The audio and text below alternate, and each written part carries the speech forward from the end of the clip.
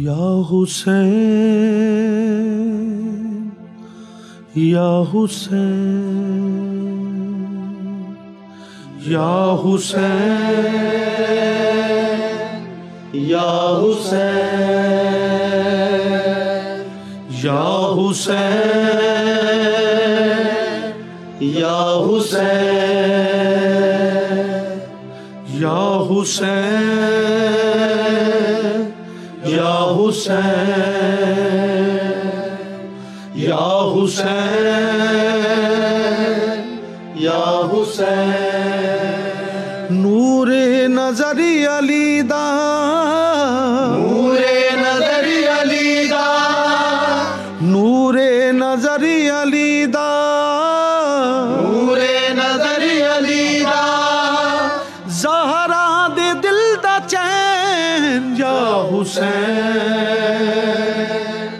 یا حسین یا حسین نور نظر علی دا نور نظر علی دا زہرا دے دل دا چین یا حسین یا حسین یا حسین نور نظر علی دا نور نظر علی دا زہرا دے دل دا چین یا حسین یا حسین نبیاں دا ناز مصطفیٰ اے مصطفیٰ دا ناز نبیاں دا ناز مصطفیٰ اے مصطفیٰ دا ناز خنجر دے ہیٹھ اس طرح سید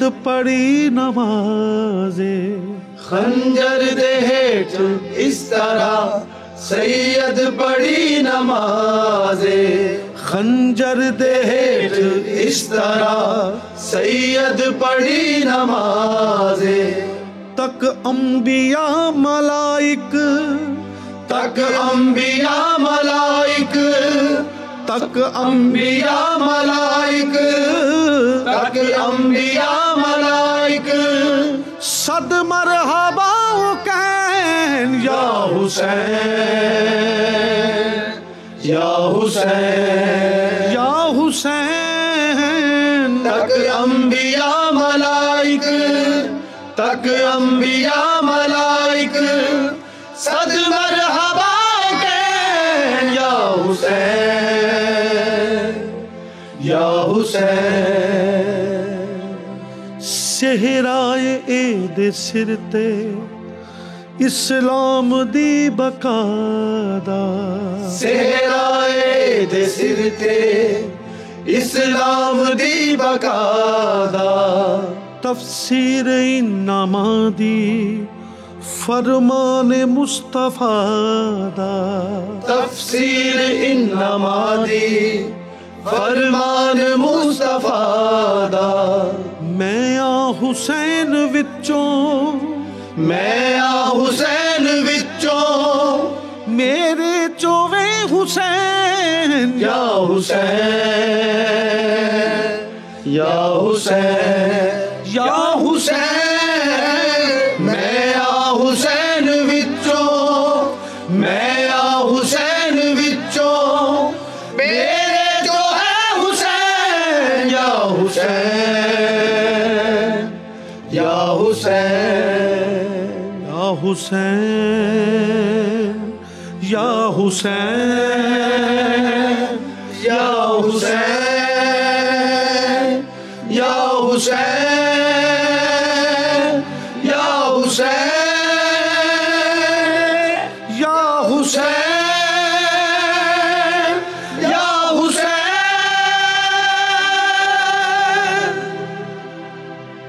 سبحان اللہ سبحان اللہ۔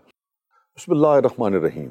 السلام علیکم، میں ہوں آپ کا میزبان وسیع شاہ اور آپ دیکھ رہے ہیں حسین ہم سب کا۔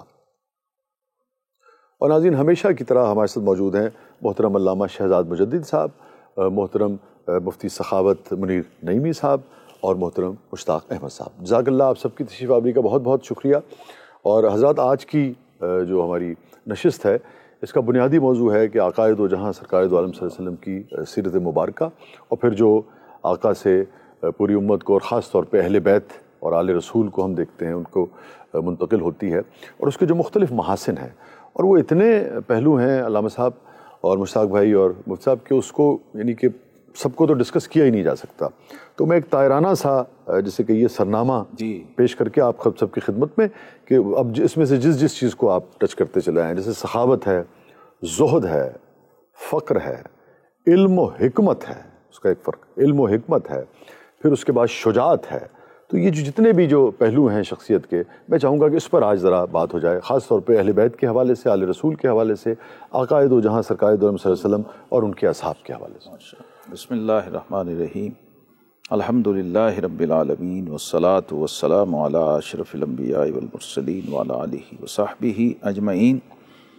شاہ صاحب، بلا شبہ یہ بہت اہم پہلو ہے، اور آج امت کے ہر فرد کو ضرورت ہے کہ وہ جانے، کیونکہ پہلا مرحلہ یہ ہے، انہیں جانا، انہیں مانا، نہ رکھا غیر سے کام.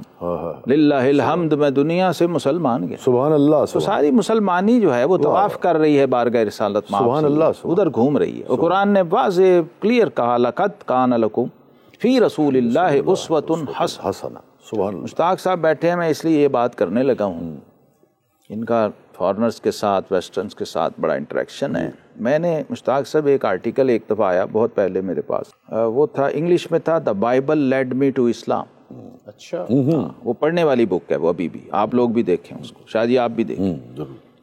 وہ اسکالر تھے جی، اور کرسچن اسکالر تھے، ظاہر ہے کوئی پادری وغیرہ تھے پہلے، پھر وہ کنورٹ ہوئے مسلمان. انہوں نے یہ book the Bible led me to Islam, اس کو مجھے ٹرانسلیٹ کرنے کا موقع ملا.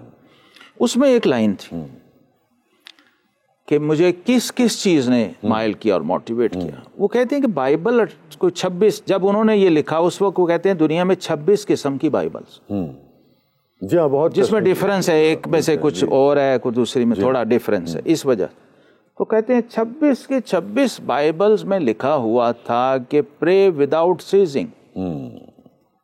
یہ کامن ہے، یہ کامن ہے، پرے وداؤٹ سیزنگ.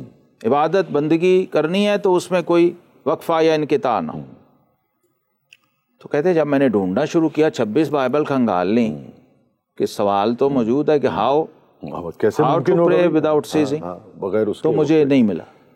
اور کتابیں اور کنسلٹ کیا اور چیزیں لائبریریز میں، نہ کسی نے ایسے ہی مجھے جب میرا تجسس دیکھا نا کیا ہے، انہوں نے کہا میں تو کھپ گیا ہوں، مجھے سمجھ نہیں آ رہی. انہوں نے کہا قرآن پاک دیکھا، ہولی بک آف دی قرآن، کہ نہیں. تو ان کا وہاں وہ بھی دیکھ لیں جب اتنی دیکھ رہے ہیں. کہتے ہیں ٹھیک ہے. میں اسٹڈی کر رہا تھا، دیکھتے دیکھتے ایک جگہ میں پہنچا، لقد کان لکم فی رسول اللہ اسوۃ حسنہ. میں روک گیا، اس کو اچھی طرح اسٹڈی کیا، ڈیپلی دیکھا، تو میرا جواب مجھے سبحان اللہ مل گیا کہ کیسے پرے وداؤٹ سیزنگ ہو سکتی ہے. اب 24 گھنٹے بندہ نماز میں تو نہیں کھڑا رہ سکتا. ہاں، اس نے کہا کہ جب تم رسول اللہ صلی اللہ علیہ وسلم کے چھینکنے کے انداز کو فالو کر رہے ہوگے، چھینک آ رہی تو بھی عبادت میں ہوگے. سبحان اللہ، سبحان اللہ. جمائی میں بھی اگر فالو کر رہے ہوگے تو تم عبادت میں ہوگے. ایون واش روم میں بھی ان کے طریقے کے مطابق جا رہے ہوگے.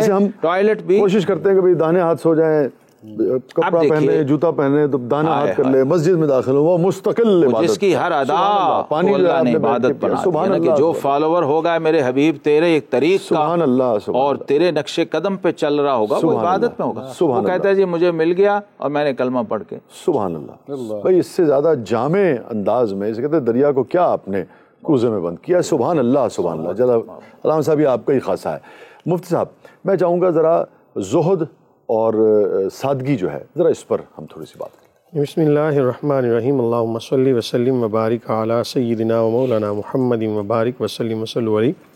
حضور نبی کریم صلی اللہ علیہ وآلہ وسلم، آپ کی مبارک حیات ہم سب کے لیے یقینی طور پہ ذریعہ نجات ہے، ہمارے لیے مشعل راہ ہے. نبی کریم صلی اللہ علیہ وآلہ وسلم آپ کی زندگی کا ہر پہلو ہمارے لیے اپنانا یہ دنیا میں بھی کامیابی ہے یقیناً، اور آخرت میں بھی کامیابی ہے. جیسا کہ آپ نے ابھی کہا سادگی اور زہد و تقویٰ کے حوالے سے بات کریں تو نبی کریم صلی اللہ علیہ وآلہ وسلم آپ ایک مرتبہ آشانہ اقدس میں تشریف فرما تھے. کوئی ایسا مسئلہ تھا، حضرت عمر رضی اللہ عنہ فرماتے ہیں کہ میں چلا گیا، پہلے میں نے اجازت طلب کی کہ رسول معظم صلی اللہ علیہ وآلہ وسلم کا اس وقت جو آپ کے اوپر کیفیت ہے وہ کیا ہے کہ کہیں کوئی ناراضگی والے معاملات تو نہیں, کہیں میں کوئی بے ادب تو نہ ہو جاؤں گا جاتے ہوئے کے ساتھ جاؤں انکساری عاجزی. تو آپ فرماتے ہیں کہ جب میں وہاں اس کمرے میں گیا تو میں نے جا کے وہ کمرے کی حالت دیکھی تو آنکھوں میں آنسو آ گئے. جی بڑا تاریخی بات. جی حالت کیا تھی کہ کریم آقا علیہ الصلوۃ والسلام, سادگی دیکھیں کائنات کے مالک کے حبیب ہیں, اور یہ اس وقت کی بات ہے جب کافی طاقت جو ہے وہ حاصل ہو چکی تھی اور بیت المال جو ہے اس میں بھی کافی ایسی علامت صاحب یہ اس زمانے کا واقعہ. آپ وہ کھجور سے بنی ہوئی چٹائی کے اوپر آرام فرما ہے, اور جو تکیہ مبارک ہے وہ اس کے اندر بھی کھجور کی چھال بھری ہوئی ہے. حضرت عمر فرماتے ہیں میں نے دیکھا دیوار کے اوپر بڑی جو کہ مسلمانوں کے لیے بڑی جذباتی کیفیت, مجھ پہ تو رقت طاری ہوتی ہے ہمیشہ یہ پڑھ کے کہ آپ نے ملاحظہ فرمایا کہ آقا دو جہاں سرکار دو عالم صلی اللہ علیہ وسلم کے جسم اطہر پر اس کے نشان جو تھے اب سادگی کی دیکھیے انتہا ہے. آپ فرماتے ہیں کہ میں نے دیکھا دیوار کے اوپر ایک کھال لٹکی ہوئی ہے اور دباغت کے بغیر ہے, اور 2 تلواریں وہاں پر لٹکی ہوئی ہیں. اب یہاں سے یہ بھی سبق ملتا ہے کہ اگر تمہارے پاس کھانے کے لیے ظاہری طور پہ مال و اسباب زیادہ نہیں بھی, تب بھی تم اسلحے کے لحاظ سے مضبوط ہونے چاہیے. وہ تو آپ نے ساری زندگی بہترین اسلحہ اور بہترین سواری رکھی. اور نبی کریم صلی اللہ علیہ وسلم کے اس مبارک حجرے کے اندر, اس مبارک کمرے کے اندر مٹھی بھر جو پڑے ہوئے تھے. یہ حالت ہے سادگی کی. اگر میں بات کہوں زہد و تقویٰ کی, اس میں میں کہوں گا اس کو مکمل کر دیجئے اس واقعے کو پورا, کہ پھر آپ نے فرمایا کہ بھی کیسر و کسرا جب کہا فاروق اعظم نے روئے, آپ نے آنسو آ گئے, عرض کی یا رسول اللہ صلی اللہ علیہ, یہ کیسر و کسرا وہ تو دنیا کے اوپر دیکھیں کیسے عیش و عشرت سے زندگی گزار رہے ہیں, اور یا رسول اللہ صلی اللہ علیہ کا آپ اللہ کے محبوب لاڈلے ہونے کے باوجود آپ کی ظاہری طور پہ کیفیت کیا ہے. میرے کریم آقا علیہ السلام نے فرمایا اے عمر اگر دنیا کی قدر و منزلت اللہ کے ہاں مکھی کے پر کے برابر بھی ہوتی, اللہ کبھی کافروں کو عطا کیا کہنے. اور دیکھیں پھر یہیں سے وہ جو چشتی صاحب پہ کیوں پیار آتا ہے, ایسا کوئی محبوب نہ ہوگا نہ کہیں ہے. شاہ جی شعر ہے, کل جہاں ملک اور جو کی روٹی غذا, سبحان اللہ, اس شکم کی قناعت پہ سبحان اللہ, ایسا کوئی محبوب نہ ہوگا نہ کہیں ہے, بیٹھا ہے چٹائی پہ مگر عرش نشین ہے. میں مشتاق بھائی کو بھی ذرا گفتگو میں شامل کروں. جی مشتاق بھائی, ایک تو اسی کو اگر آپ بڑھانا چاہیں, نہیں تو پھر سخاوت جو کہ خاص اس گھرانے کا وصف ہے, یعنی کہ آقا دو جہاں سرکار دو عالم صلی اللہ علیہ وسلم, پتہ آپ سے بڑا سخی تو کائنات میں کوئی ملتا ہی نہیں ہے. جی ہو ہی نہیں سکتا ہے. نحمدہ و نصلی علی رسولہ الکریم, اما بعد, اعوذ باللہ من الشیطان الرجیم, بسم اللہ الرحمن الرحیم, اللہم صلی علی محمد النبی الامی وعلی آلہ وسلم تسلیما. اللہ کے نبی نے 3 دفعہ قسم کھائی ہے, میں قسم کھاتا ہوں اللہ کا نبی وجہ کائنات, سبحان اللہ, میں قسم کھاتا ہوں, میں قسم کھاتا ہوں اس کا مال کام نہیں ہو سکتا جو اللہ کے راستے میں مال خرچ کرتا ہے. سخاوت کی بات کی آپ نے. غزوہ تبوک کے موقع پر کیا واقعہ ہے, آپ نے فرمایا کہ بیت المال کے لیے ضرورت پڑ گئی, ایسے تو لے آؤ جو کچھ ہے اپنے پاس. حضرت عمر نے اس دن کیا کہا کہ آج today is my day two one against Abu Bakr Siddiq رضی اللہ تعالیٰ عنہ, سے آگے نکلنے کا دن آ گیا. ویسے نہیں نکل سکتے. تو پورا سین آپ سب کو پتہ ہے, سارے لوگوں کو یہ بات کا پکا ہے.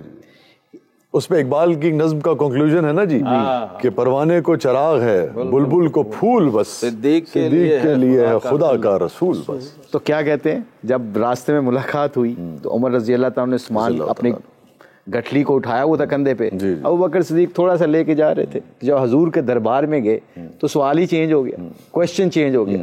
عمر کیا چھوڑ کے آئے ہو, کہا یا رسول اللہ علیہ وسلم آدھا لے آئے ہوں, آدھا چھوڑا ہے. گھر والوں. ابو بکر کیا چھوڑ کے آئے ہو, اللہ اور اللہ کا رسول چھوڑا ہے یا رسول اللہ علیہ وسلم, باقی سب کچھ لے.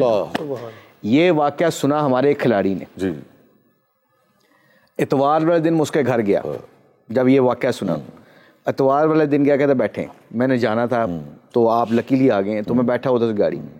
وہ گاڑی لے کے لاہور میں نکلتا ہے سنڈے والے دن, اس کھوکھوں کے اوپر جاتا ہے یہ بات سن کے کہ میرے نبی نے کیا سخاوت, سبحان اللہ, میرے نبی نے امت کے اوپر اپنے پیٹ کے اوپر 2 پتھر باندھے اور اپنی امت کو بتایا کہ اس کا مال کم نہیں ہو سکتا جو اللہ کے راستے میں خرچ کرتا ہے. اتوار والے دن وہ جاتا ہے, گاڑی میں پیچھے بیٹھتا, ہوڈی پہن لیتا تاکہ لوگ اس کو پہچانے نہیں. وہ کھوکھوں کے اوپر جاتا ہے جہاں پہ مزدور صبح اپنے بچوں کے لیے روٹی چھوڑ کے چلے جاتے ہیں, خود نہیں کھاتے.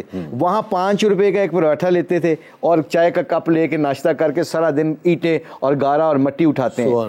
اس بندے, یہ بندہ ہمارا کرکٹر کے آج کا کرکٹر بتا رہا ہوں, اللہ اکبر, وہ جاتا ہے اور جا کے گاڑی کھڑی کر کے پتہ کیا کہتا ہے, کہتا ہے جو آ جائے گا, جو اپنے ڈرائیور کو کہو جو یہ بندہ اس کھوکھے کے اوپر آئے گا, ایک کھوکھا نہیں کتنے کھوکھوں پہ وہ جاتا ہے سنڈے والے دن, اتوار والے دن, کہتا ہے جو بھی آئے گا اس کو مرغ چنے بھی کھلاؤ, اس کو سارا کچھ کھلاؤ. میں ادھر دیکھتا رہا, میں نے کہا یہ کیوں کرتے ہو؟ کہتا اللہ کے دیے سے دے رہا ہوں, میں اپنی جیب سے تھوڑی دے رہا ہوں, اور میرے نبی کی یہ سنت ہے. سبحان اللہ. تو ناظرین گرامی, آپ دیکھیے کہ جب دین کا, قرآن و سنت کا, خاص طور پہ عقائد و جہاں سرکار دو عالم صلی اللہ علیہ وسلم کی سیرت کا, آل رسول کی, اہل بیت کی سیرت کا, صحابہ کرام کی سیرت کا جب ذکر ہوتا ہے تو اس کے چشمے کس طریقے سے پھوٹتے ہیں. جو سن لیتا ہے اس کی زندگی بدل جاتی ہے, اس کے طفیل کتنا لوگوں تک خیر جو ہے وہ پہنچتی ہے. یہی ہمارے پروگرام کا مقصد بھی ہے کہ خیر کا پیغام جو ہے وہ آپ تک پہنچے. کہیں نہیں جائیے گا, چھوٹے سے وقفے بعد واپس آتے ہیں. جب ہم آئیں گے تو انہی محاسن کے حوالے سے ہم واقعہ کربلا کے حوالے سے بھی گفتگو کریں گے.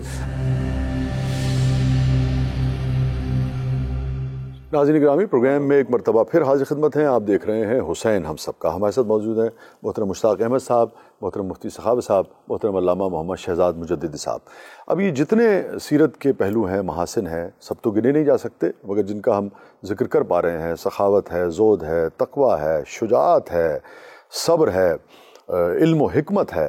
ہم دیکھتے ہیں کہ جب ہم تاریخ کربلا کو دیکھیں, واقعات کربلا کو دیکھیں, تو ہمیں جگہ جگہ وزاداری ہے, جگہ اس کے نمونے نظر آتے ہیں. میں چاہوں گا ذرا اس پر سید الاسقیاء ہیں سیدنا امام حسن مجتبی. جی اللہ اپنے نانا سے جو سخاوت کا فیض ان کو ملا ہے وہ شاید ہی اور کسی کو ملا ہو. اور یہ جو سخاوت ہے نا شاہ جی, اس پہ حدیث پاک ذہن میں سمجھ رہے ہیں بندہ تو اسے سارا سمجھ آ جاتی ہے سخاوت کیا ہوتی ہے. نبی رحمت صلی اللہ علیہ وسلم نے وہ اشارہ فرمایا لوگوں الغنا غنا النفس. سخاوت کا تعلق جیب سے ہے, تجوری سے ہے. سبحان اللہ, سبحان اللہ. لوگ سمجھتے ہیں شاید جو امیر ہوگا وہی سخاوت کا, ایسا نہیں ہے, غلط فہمی.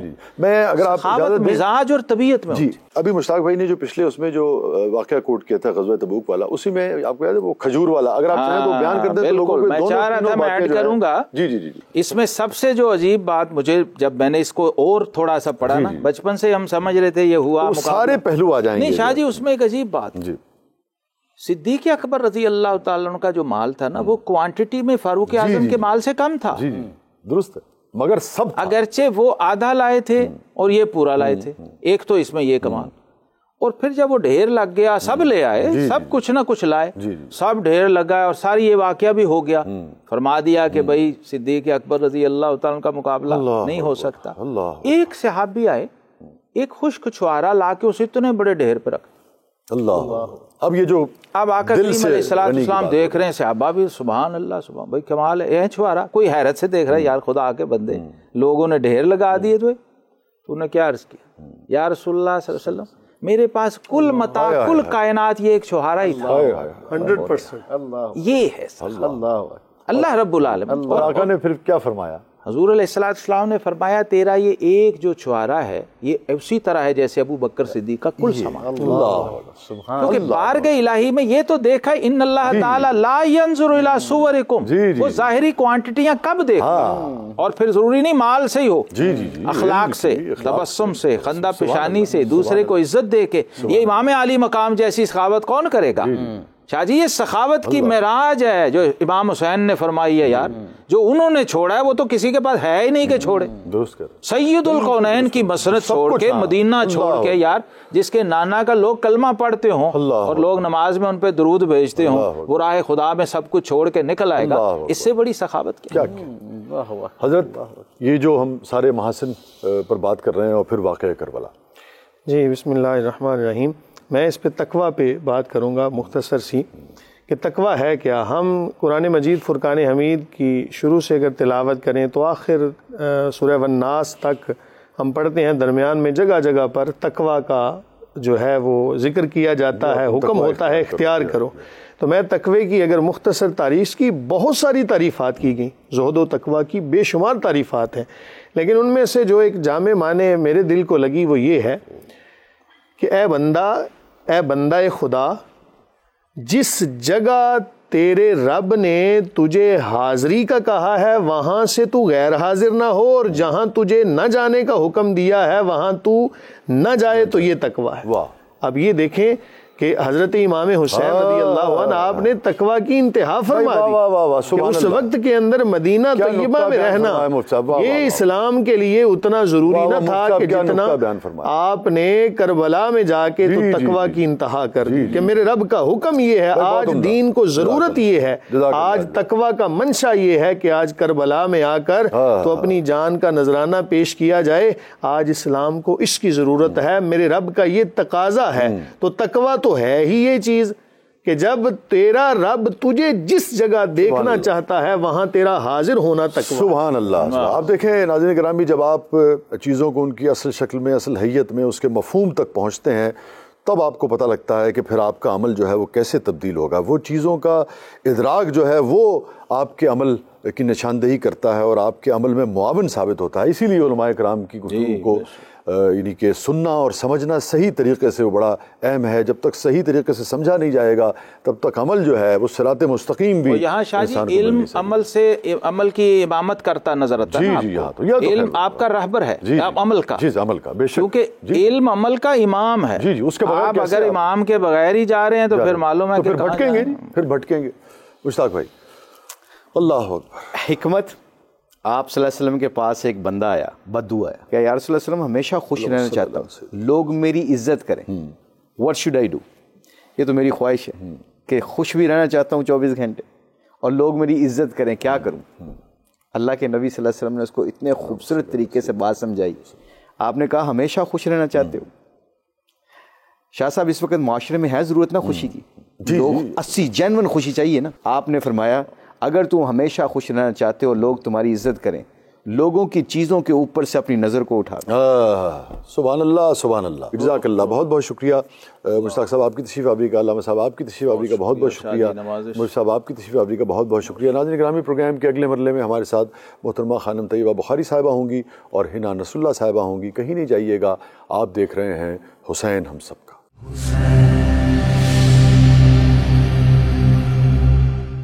ناظرین گرامی، پروگرام میں ایک مرتبہ پھر حاضر خدمت ہیں، آپ دیکھ رہے ہیں حسین ہم سب کا۔ پروگرام کے اس مرحلے میں ہمارے ساتھ موجود ہیں محترمہ خانم طیبہ بخاری صاحبہ، جزاک اللہ محترمہ، آپ کی تشریف آوری کا بہت بہت شکریہ۔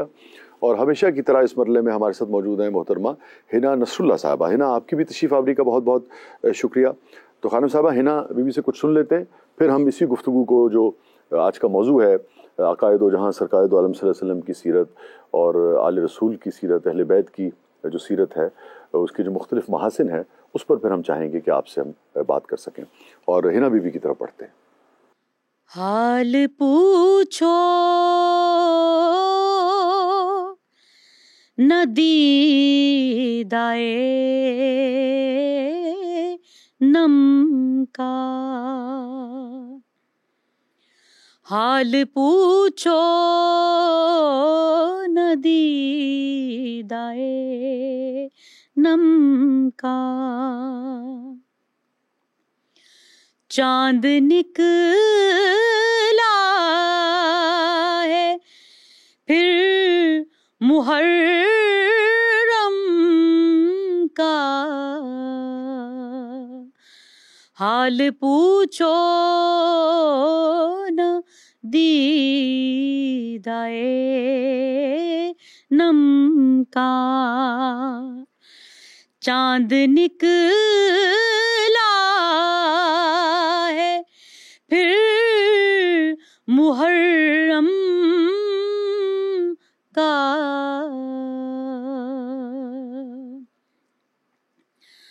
منہ چھپائے فرات کی موجیں، منہ چھپائے فرات کی موجیں، ذکر ہے تشنگی کے موسم کا، ذکر ہے تشنگی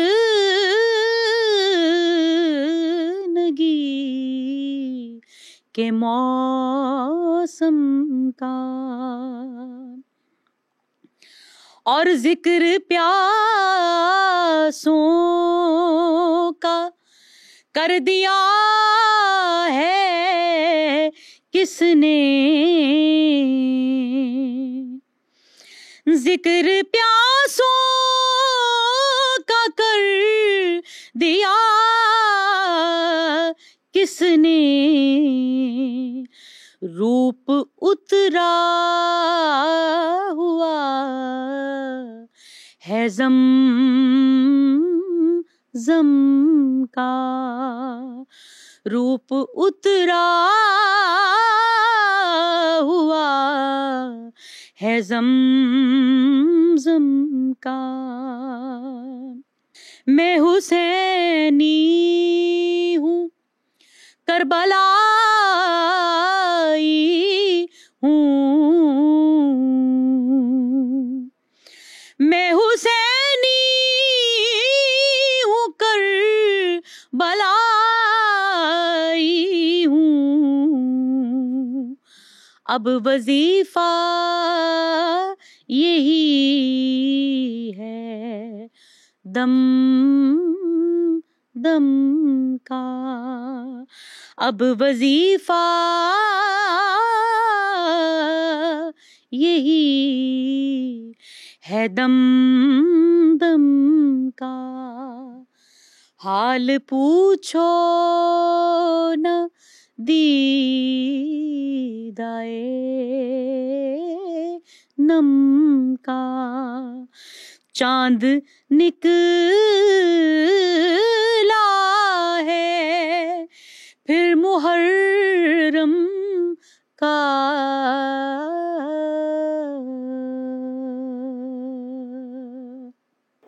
جزاک اللہ، سبحان اللہ ہنا صاحبہ، سبحان اللہ۔ جی محترمہ، آج کے موضوع کے حوالے سے، اور اس قدر یہ وسیع موضوع ہے، اور جو محاسن ہیں ان ہستیوں کے، عقائد و جہاں سرکار دو عالم صلی اللہ علیہ وسلم کی سیرت کے جو مختلف پہلو ہیں، آل رسول کی، اہل بیت کے، وہ جس کا ہم نے ذکر کیا، ایک ایک یعنی کہ جو پہلو ہے اس پر یقیناً آپ مطلب جتنا چاہیں بات کر لیں، جتنا چاہیں لکھ لیں، مگر پھر بھی ان کو سمیٹا نہیں جا سکتا ہے۔ تو اب آپ ہیں، اور پھر ان میں سے جس پر بھی آپ پہلے بات کرنا چاہیں۔ بیدم یہی تو 5 ہیں مقصود کائنات، خیر النساء حسین و حسن مصطفیٰ علی۔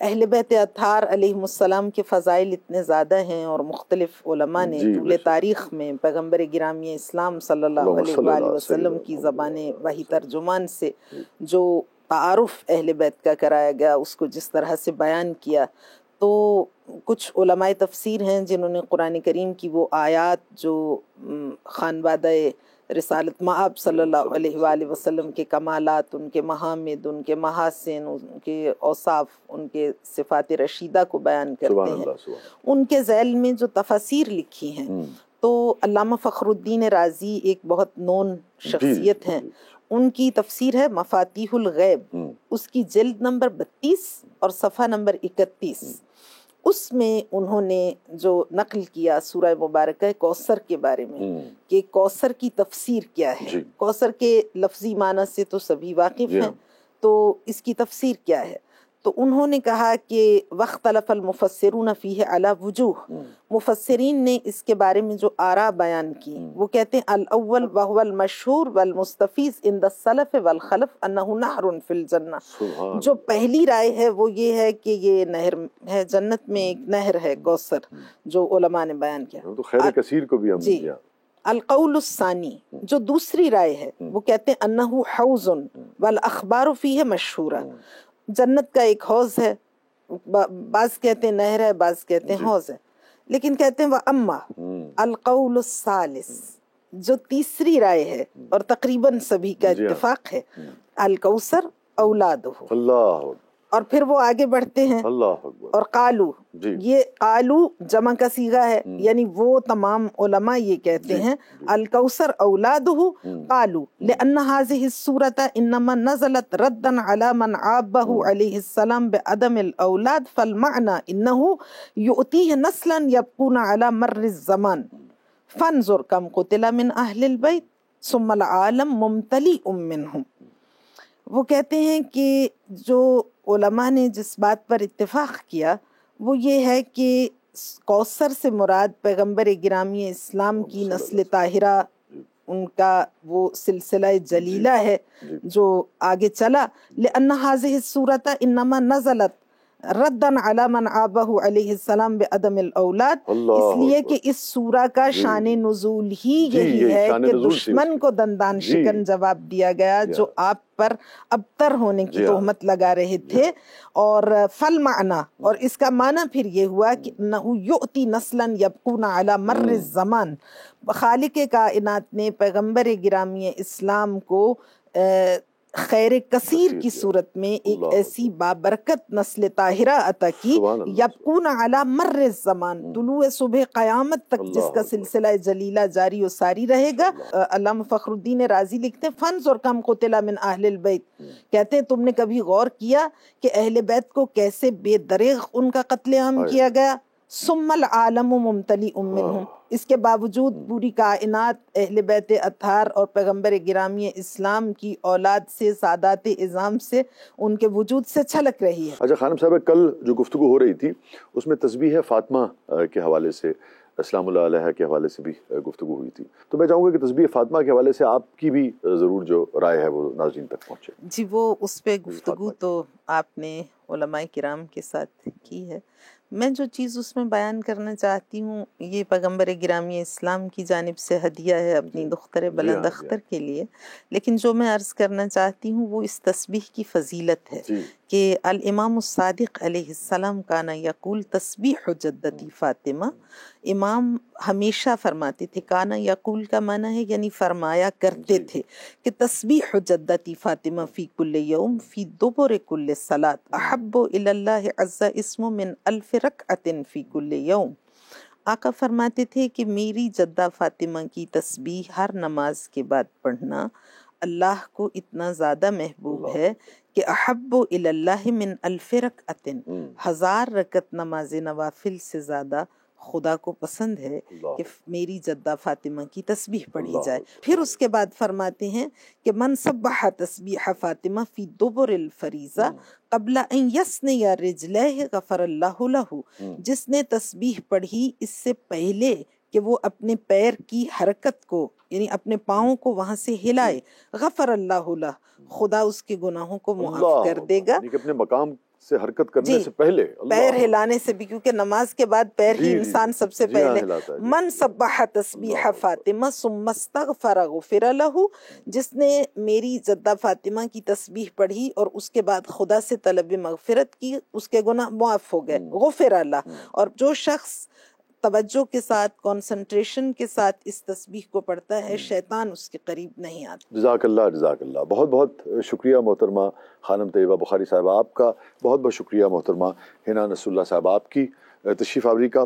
اور ناظرین گرامی، آپ نے دیکھا کہ جب ہم اہل بیت کی بات کرتے ہیں، آقائے دو جہاں سرکار دو عالم صلی اللہ علیہ وسلم کی سیرت کی بات کرتے ہیں، آل رسول کی بات کرتے ہیں، آقائے دو جہاں سرکار دو عالم صلی اللہ علیہ وسلم کے تربیت یافتہ اصحاب کی بات کرتے ہیں رضی اللہ تعالیٰ عنہ، تو آپ دیکھیے کہ کیا کیا کچھ جو ہے وہ ان ہستیوں سے، اور خاص طور پہ آقائے دو جہاں سرکار دو عالم صلی اللہ علیہ وسلم سے، اہل بیت سے، آل رسول سے، اور آپ کے تربیت یافتہ اصحاب سے کائنات کو، انسانوں کو، مسلمانوں کو نہیں ملا ہے. ابھی تسبیح فاطمہ کا جیسے ذکر ہوا، اور دوسرے آپ یہ دیکھیے کہ ایک چیز آپ نے دیکھی ہوگی کہ مشترکات جو ہیں وہ کتنی ہیں. یہی اس پروگرام کا مقصد بھی ہے کہ دین کو زیادہ سے زیادہ سمجھا جائے، ان شخصیات کے، اہل بیت کے، آقائے دو جہاں سرکار دو عالم صلی اللہ علیہ وسلم کی سیرت کو زیادہ سے زیادہ سمجھا جائے، اور اتحاد بین المسلمین جو ہے اسی روشنی میں اس کو فروغ دیا جائے، سیرت کی روشنی میں، قرآن کی روشنی میں. اور اب آج کے اشعار.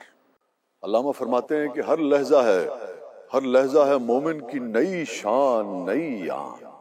ہر لحظہ ہے مومن کی نئی شان، نئی آن، گفتار میں کردار میں اللہ کی برہان، گفتار میں کردار میں اللہ کی برہان، قہاریو غفاریو قدوسیو جبروت، یہ چار عناصر ہوں تو بنتا ہے مسلمان۔